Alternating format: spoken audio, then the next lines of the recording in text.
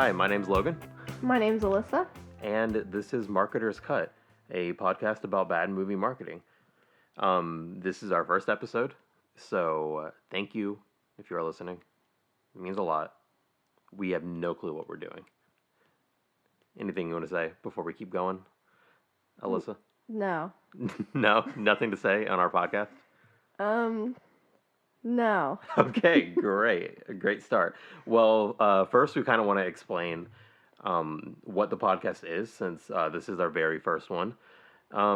We both work in marketing, have degrees in marketing and advertising, so it's something that we enjoy thinking about, talking about a lot, and we both love movies. So we wanted to find a way to talk about both of those, and surprise, surprise, there is not another podcast about movie marketing. There are podcasts about the film industry and the film business and stuff, but nothing that specifically, boy of the lisp, should not be saying that word, that talks about marketing. So what we want to do is try to find a new-ish release every week to talk about. It's really hard now because movies are not coming out in theaters, so releases are all over the place. It's harder to get a single movie that a lot of people are talking about. And on top of all of that, one of the main metrics for measuring how well a movie does, box office totals, don't really exist on streaming platforms. Because you can't really trust when Netflix says 48 million households watched this movie. Because what does that even mean? That's true. So we're going to pick whatever movies we want that are kind of new because that's the only thing we can do until everything is good again. Yes. Let's see. And we're also going to talk about an older movie every week. Something that, we enjoy personally and we want to talk about. We'll go back and look at trailers and posters and weird things that may have been known in the marketing for those and talk about that as well. So, anything else you want to say about that, Alyssa, before we jump into our topic for this week? No. Fantastic. So, this week... Except this is a spooky one. It is. Coming out November 2nd, I hope, is our spooky podcast. So a little bit late, but it's never too late for spooky season.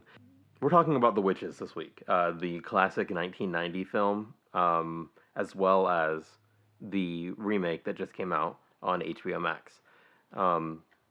Every week is not going to be a remake, classic kind of duo, but it seemed to work pretty well this week, and we hadn't seen either of the movies, so it was a good excuse to fill some blanks in our spooky season experience.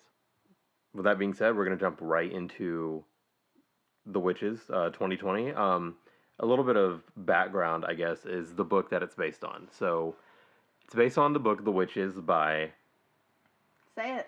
Say it. Roald Dahl or Roald. I don't know. I don't know what it is, but it's called Roald Dahl's The Witches, the 2020 version. That's like the title that you see everywhere is his first name, last name, and those witches. Yeah. It's based on the book that he wrote. Was released in 1983.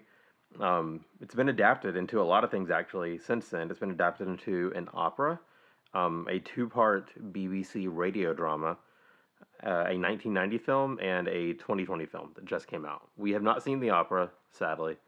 We've also not listened to the radio drama, but it sounds fascinating. The interesting thing about the book is that he's known for a lot of his children's books. James and the Giant Peach. BFG. BFG, yes. Is the book called Willy Wonka and the Chocolate Factory or Charlie and the Chocolate Factory? I don't know. Well, it's one of those. One of them, yep. It's definitely one of those. But he's obviously very well known for his children's books. The Witches was also pretty successful, but one interesting thing about it is that it was also one of the highly challenged books of the 90s. So there were a lot of people that weren't a fan of what he did with The Witches. It was banned by a number of libraries due to perceived misogyny. I didn't read a lot into that, and I have not read the book, so I don't know. I don't know exactly where that comes from. I can kind of see maybe some hints of that in just the subject matter. You know, like all witches are evil, all witches are women. Yeah, that's very true. And it's like these are normal women, but they're actually witches. So Yeah. it's like, cool. So I'm supposed to think half of the women on this earth are evil. I get it now. So I can maybe see where a little bit of that has come from. Some have also accused it of encouraging suicide in children, which is a weird accusation, but from what I've read, that seems to come from um, the book sort of talking about death in a more positive way. Um, Hmm. and we can actually get into that with the end of the. So we watched both of these. The end of the 2020 movie has a really interesting take on death, I think, that we may talk about if we get into spoilers of the movie a little bit. But that's pretty much what the book is at. It was a really popular book, but what comes with popularity sometimes is haters. And people did, You were the worst. yeah, people did not fully support. So let's hop into the Witches, the 2020 version. This is gonna get frustrating. What is the title of the movie? Officially, please Don't tell us. don't make don't okay. What was that? Don't make me say his name again, please. It's R- Roald. RD's The Witches. Yeah, it is officially his. The other witches is just the witches. This one is his. Yeah, they want you to know it's Witches. his. It's his. You're very stuck on this. I mean, it seems like it's the official title. I'm just saying. Okay. Thank you. Okay. Moving on. The Witches 2020. It's directed by Robert Zemeckis. Really odd choice, in my opinion. Um, you know any other things? Can you name anything off the top of your head that Robert Zemeckis has done? Forrest Gump. Forrest Gump in 1994. Uh, he did Castaway in 2000, 2001, something like that. The only kids or family friendly movie that he has done that was a hit, or maybe the only one that he's done that I could find, was The Polar Express from 2004. Oh, he's a Tom Hanks fan. He is a Tom Hanks fan. I I realize. did not know that. Yeah, he's a Tom Hanks fan. But the wild thing to me is that since The Polar Express, he hasn't done anything that has been huge or been a big hit. Interesting. Yeah, he did Flight in 2012 with Denzel Washington, and that's the last movie that I can remember a lot of people actually talking about and saying you got to go see this, and it getting a lot of recognition. So to have him doing another kids movie, another family movie, also a remake of a very weird family movie from 1990, is a weird choice. Yeah, I And agree. That's very interesting. I almost wonder, and this would make no sense, if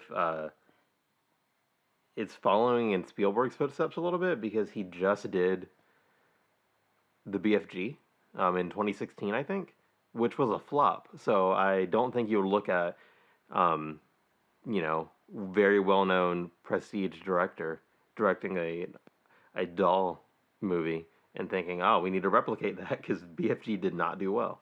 Yeah, that's true. So Robert Zemeckis on the whole is just a weird choice. Does not make me excited to watch this at all.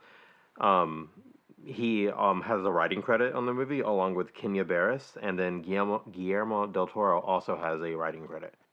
Did you feel any Guillermo del Toro in this movie at all? I felt like the movie was kind of spooky a little bit, but not in like a But his brand of spooky? not a Del Toro kind of spooky necessarily. I agree.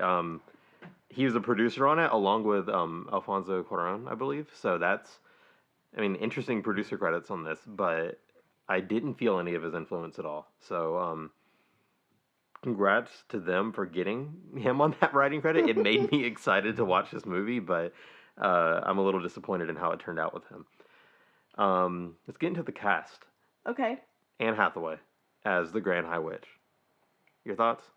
I mean, that's a big one that they really got for this movie, especially because the cast of the old one was not, it didn't seem really stacked at all. It seemed like they were just kind of more unknown people, and this one has a pretty pretty well known cast. Yeah, adding on to that, Octavia Spencer, Stanley Tucci, Chris Rock, um, people that we all know and mostly all love, I think. Yeah, I agree. I think everyone does love all of those people for all of their very good movies. It was released on October 22nd on HBO Max. Originally supposed to be released in theaters on October 9th. They announced October 2nd that it was actually coming to HBO Max. It's kind of a last minute decision there. I think it's a little weird to announce it so late, Yeah, so a close. week before a release date. Yeah. Obviously, not many things are coming to theaters now. So it was kind of given that it wasn't going to be coming out on October 9th, I guess, but they never gave an update or anything until a week before that day. Um, One interesting thing that I'm seeing on here too is that so it's released October 22nd on HBO Max. It was also released October 28th in international markets without HBO Max. So it did get somewhat of a theatrical release. Really? From what I read, yes, I didn't see any box office totals from that yet, so I don't know. I guess that would have been this week, so maybe we'll be seeing those roll in after this is done being recorded. But still, it's probably not many markets. There probably aren't many markets that don't have HBO Max now that are also um, handling COVID well enough to be releasing a movie in theaters and having that do well. So let's talk about the trailers. We watched the trailers before watching this. They're interesting for sure. What did you think about them? I don't know. You don't know? I don't know. I mean, there's definitely a spoiler in it, but I only knew it was a spoiler because we had previously watched the first movie. That's true. So actually, I think that's interesting. Let's talk about that more. The spoiler shows it pretty much shows how this movie ends, and that's interesting because the 1990 film changed the ending from the book, which most people seem to be fine with because people still love that movie, but Dahl himself thought the 1990 film was utterly appalling because of that change.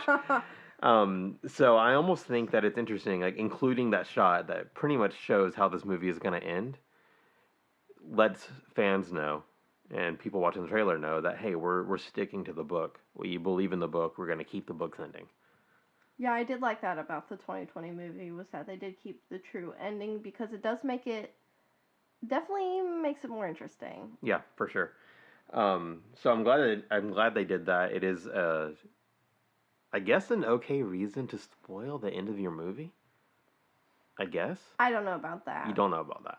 I don't like that it was spoiled, but I did like it ended how the book did. I mean, from a marketing perspective, though, you're trying to tell people we're following in the book's footsteps. Trust us on this one, and that seems like it's the only thing it has going compared to the 1991. That's true. That's true. I can agree with that. So maybe they realized that and realized that they needed to convince some people that were set on only ever watching the 90s one to actually give this one a shot. The posters are pretty standard. You see the top billed cast like Anne Hathaway, Octavia Spencer, Stanley Tucci. They look fine.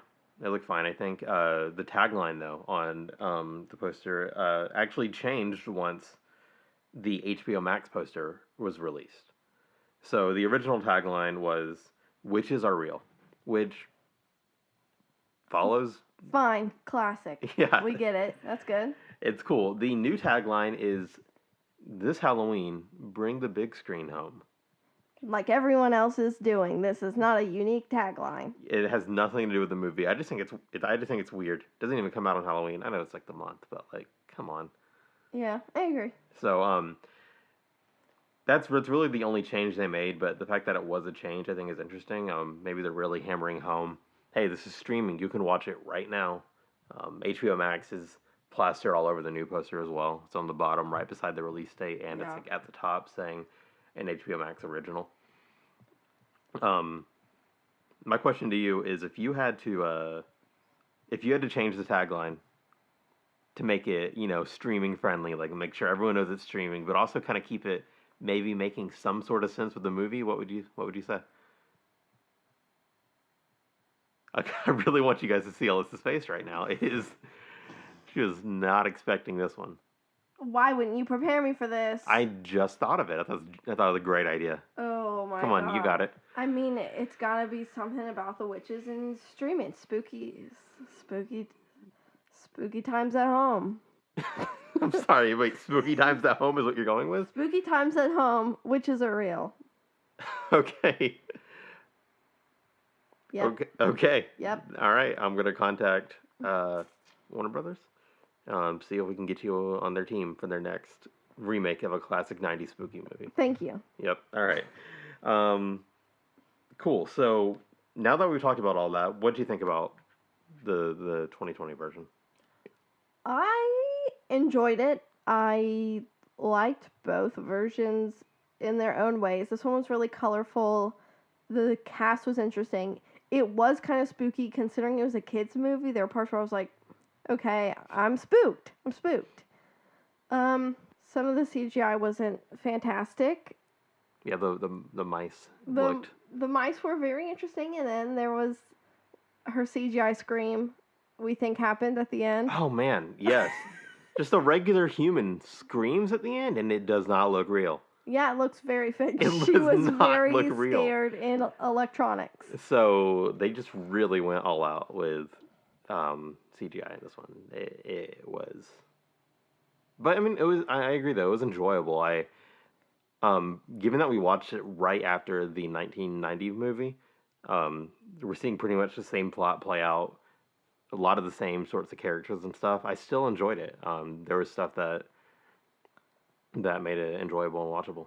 Yeah, this one also subtly touched on race, which I thought was really interesting because Anne Hathaway is like one of the main characters, but you have Octavia Spencer, and then you have Chris Rock, and who's narrating the main hero of the story, the boy. Yeah, and that was interesting, unexpected, but I liked it. I was like, okay, yeah, we're not focusing on this, which is fine, whatever, because it's about about the witches. I feel like they could have focused on it more. It feels like there's a lot in the movie that tries to, but someone somewhere along the way said no. Yeah, I agree with that. So that's a little weird, but it does take place in Alabama, while the original and the book takes place in London. Yeah. Or England. So that change is interesting on its own, but overall, I don't think it changes much to the core story. So that's our thoughts on the movie. Talking about the reception, though, a lot of people didn't like it as much as the original. 50% on Rotten Tomatoes, 5.6 audience score. So people weren't loving it, which I don't think it's better than the first one. So if you're watching this one and hoping to get something on the same level, I think, or better, you are probably going to be disappointed, in my opinion. Yeah, I felt the same way about both of them. I mean, I definitely didn't think either of them were like fantastic, blow me out of the water, but I respected what they were both trying to do.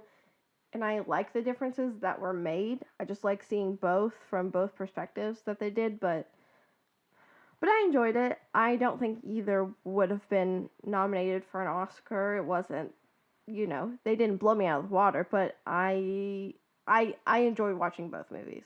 Yeah. Well, let's jump into some more specific marketing for the new film. Okay, so I want to remind you, I don't know if you remember this, on May 21st, a Tenet trailer premiered in Fortnite. Do you remember that? I do not remember that. It was a big event. They said, hey, we're going to release a new trailer for Tenet in Fortnite. So get in here. I guess it was projected, and I didn't watch it. I guess it was in the sky or something. Cool. But a kind of a wild thing. And Tenet was also a Warner Brothers movie. So they do a similar thing with this film. They did a tie-in with a video game. They didn't premiere a trailer, but there was a tie-in with a video game. Before I tell you what they did, if you had to do a tie-in with any video game for this movie, make sure that people are hyped, excited, want to go see it. What would you do? Which game? Okay, well, it's a kid's movie. It's spooky. I can't think of any spooky kids. I'm thinking Harry Potter, but obviously there are no recent Harry Potters. And I guess it would have to be an online game. Something that's, like popular. online? Maybe Rocket League. I don't Yeah. know. Rocket League. All right. Where do you? Okay. How would you do a tie-in? Okay, you're playing, and I don't know, but it's.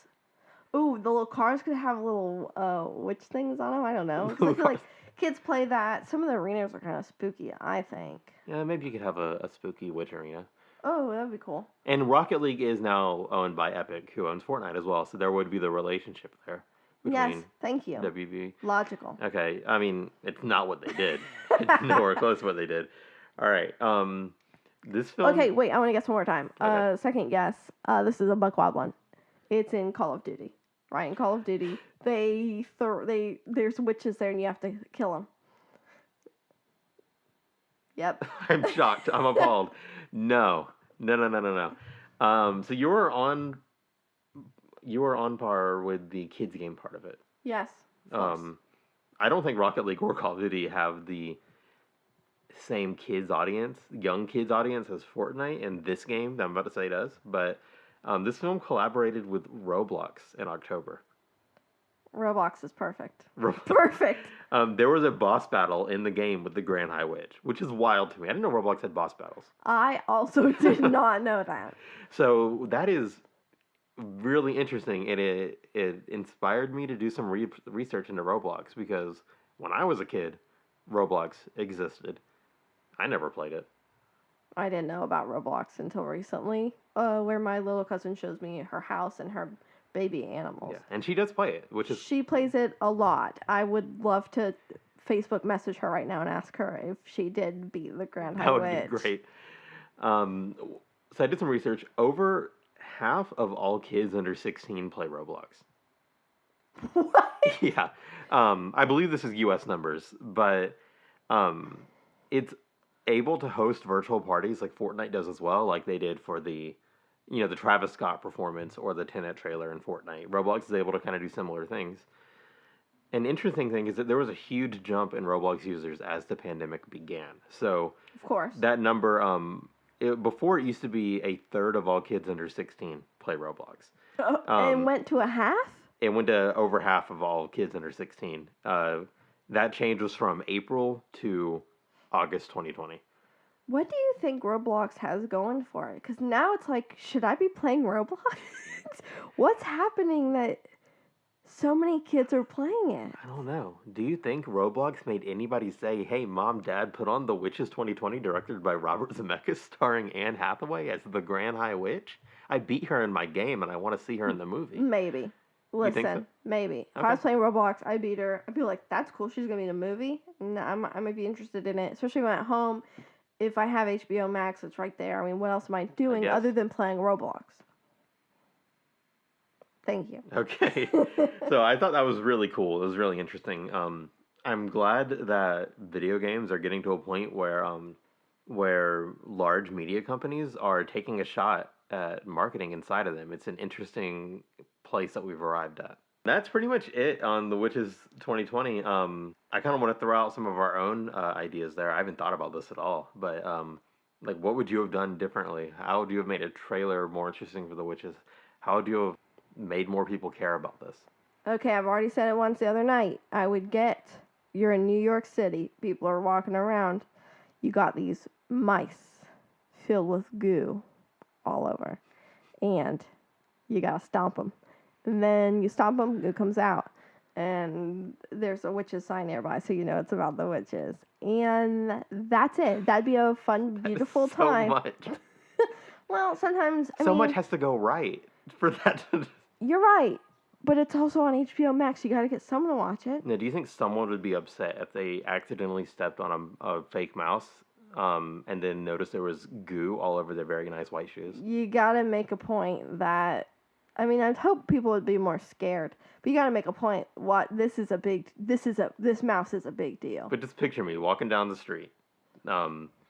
Just bought some brand new white shoes because I love my white shoes. Yeah, okay. See a mouse. I said, oh, I gotta get that boy. I step on him.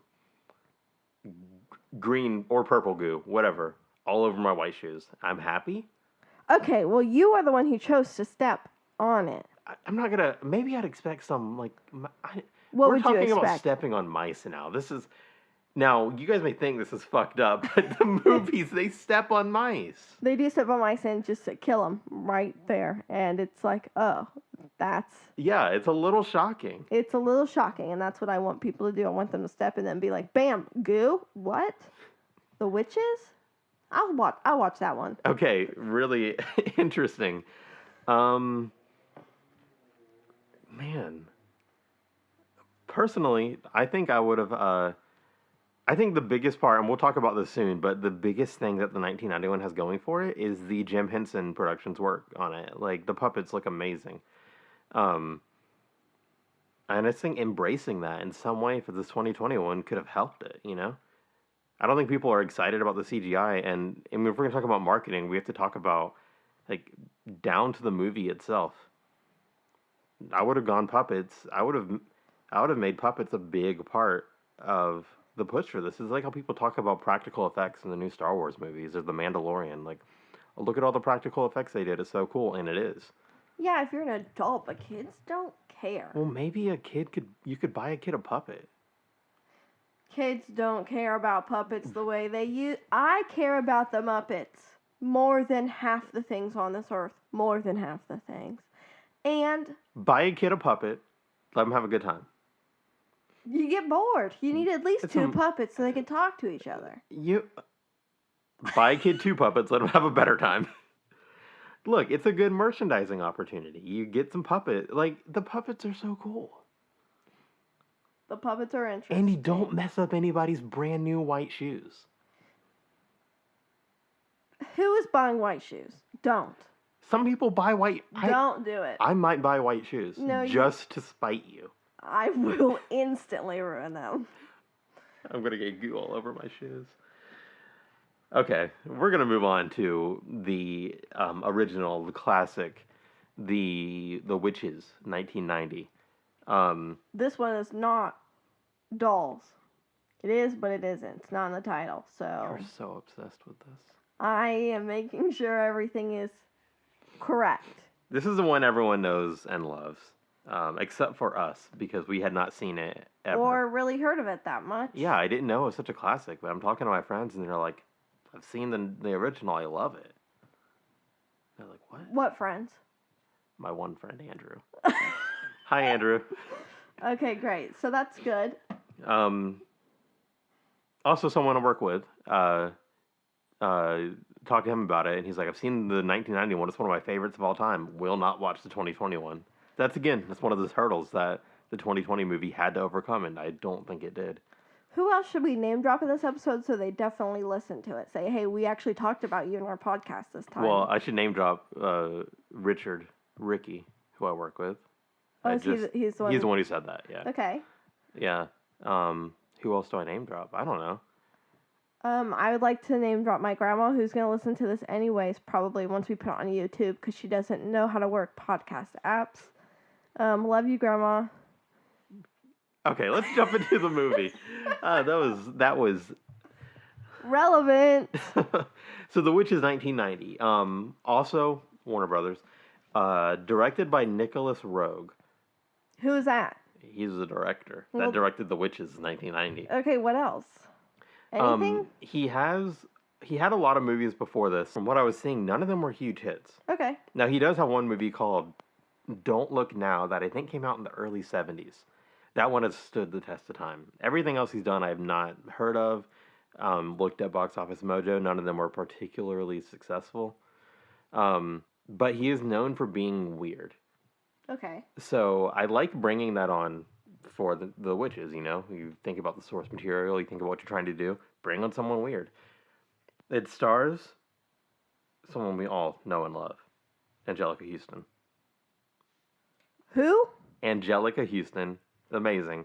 Morticia Addams from the Addams Family in the 90s, and the Addams Family Values. This was before both of those movies came out, so her spooky debut was not Addams Family. She kind of made that name for herself here. Spooky name for herself. I wasn't around in the 90s, but from what I could see, a lot of her work before this also wasn't very popular or successful. She wasn't a leading actress in a lot of the previous works as well. So could be wrong here, but from what I can see, like this was, she was not a big name when she was in this movie. Mm-hmm. And watching this, you can tell the budget. It didn't get anywhere near the budget for Witches 2020. Roland Dolls. Not Roland. What? See, you. Roald Dahl. I'm always scared to say it. Yeah, Roald I've Dahl's never learned how to say his name. The Witches 2020. At this Well, guess what? We're talking about movies that he basically wrote, so we should know his name. But this should have been something we did. Okay, we're never talking about the BFG, Charlie and the Chocolate Factory on this podcast ever, unless a new one comes out. Please stop making doll movies, please. Okay, it also stars Rowan Atkinson, Mr. Bean. Yes, Mr. Bean is Mr. Bean. He was great in the movie, I think. I loved his hotel manager role. He was really good. He was the only person I recognized. So this movie opened on August 24th, 1990. Its opening weekend box office, like, yay, we can talk about box office on our movie marketing podcast. We have to go 30 years in the past, but we can do it. Its opening weekend box office was $2,221,000. Okay. Now I was trying to see, like, is that good for the time or for the week it came out? It opened at number 10. Not great. Not great. The number one movie that week was Dark Man. Don't know what that is. I haven't even heard of that. Number 2 movie is Ghost. Sounds familiar, but it's also just one word. And the number 3 movie is another movie that recently got a remake, Flatliners. Interesting. Yeah. Its total gross was a little over $10 million on a $2.2 million budget. Overall, like, it made money. Just not really a lot. Yeah.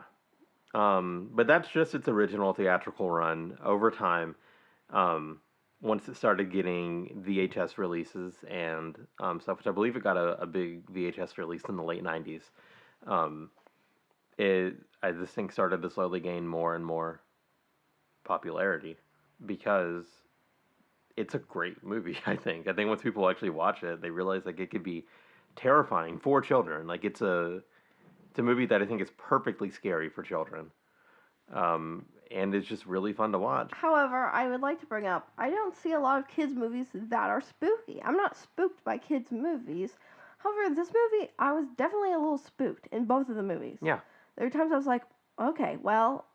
That's what I love about it, is that it's there. I think there's a market for spooky kids movies.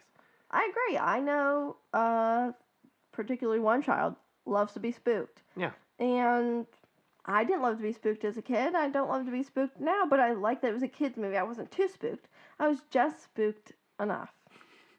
It's clearly become a popular enough movie to want to make a remake of it. So, I mean, I think in the grand scheme of things, that is a success. True. Which is interesting to look at. We watched the trailer for it. Such a 90s trailer. Yes. Such a 90s kids trailer. It's got the narrator. Let's talk about Jim Henson. Okay. Amazing. He does Muppets. Amazing. He does Sesame Street. You know what I think about him? He's amazing. Amazing. Yeah. The makeup and puppetry work is phenomenal. I think it's the main reason the movie works. There are some shots of a boy transforming into a mouse, and you get some amazing prosthetics and stuff that are seen on screen for 2 seconds and never seen again. And the amount of work put into this is why I think it's actually, like, stood the test of time. Like, watching it today, it looks amazing. It does look pretty good. It definitely is Jim Henson, which is really cool because I love Jim Henson. As I said, I love the Muppets. I love Sesame Street as a kid. I still watch Sesame Street now sometimes because it is so good.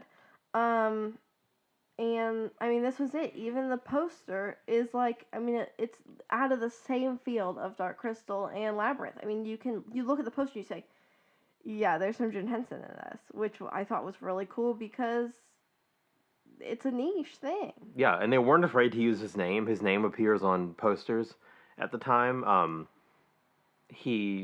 was reading reviews of the Witches from 1990 after it came out. Everything is talking about Jim Henson type puppetry in the movie. Like, it made a mark and it made a stand, which is why I think it's just such an odd choice to not have any puppetry work in the new film. I kind of get what you're saying, but also you're trying to make it different. So it'd basically just be a newer movie, but the same thing, and I feel like this is a remake. So if you were back in the shoes of a 1990 Warner Brothers marketing executive, top of the line, you got your what's fashion of the 1990s? You got your cool 90s sunglasses. I don't know what they are, so I'll just throw 90s before everything. Your cool 90s hair Yes. and your cool 90s watch. Uh-huh. What? How do you? I'm wearing a Nirvana shirt. Are you imagining A me Nirvana wearing- shirt? For sure, for sure. So you're a Nirvana loving marketing executive wearing a really cool 90s watch, sunglasses, 90s hair, maybe a 90s hat too. What do you do for this movie? More rats? Okay, not rats. Did I mention that you're a marketing executive wearing really cool 90s white shoes? I would make chocolate. And I would. Some people have never seen this movie. They don't even know what we're talking about. I'd get chocolate and I would sell it. And it'd be delicious chocolate. You better hope it doesn't have poison in it because you're going to die or become a mouse. Sorry. So yours is like the Willy Wonka chocolate lottery, except instead of maybe finding a golden ticket, you maybe find a death bar of chocolate. Or what would happen is you get the chocolate and it's like inside, when you open it, there's maybe a mouse. It's like, if you would have gotten this in the Witches movie, in the time of the witches, you would have become a mouse. Cute! I'm a genius. You're a genius? Wow, you're really I think that's self-proclaiming. No, okay, I like it. it's cute, right? My personal favorite part of the 1990 movie is when Bruno, Don't do that. Bruno walks into the witch convention and walks up to the Grand High Witch and says, "You promised me 6 bars of chocolate. I've come to collect." So what if you have a trailer and you have great little British boy walking up and he says, "You promised me a spooky children's movie. I've come to collect." Boom. Trailer starts. Mediocre idea. Don't hate it, don't love it. But if 24-year-old me was there in 1990, I would have said, hell yeah. Okay. And I think that's a smart marketing strategy. Right? For a 24-year-old. A 24-year-old Logan McElroy. Who loves when British boys say, "I've come to collect." I don't think that's smart. Huh. Am I bad at my job? And that's it for us today, folks.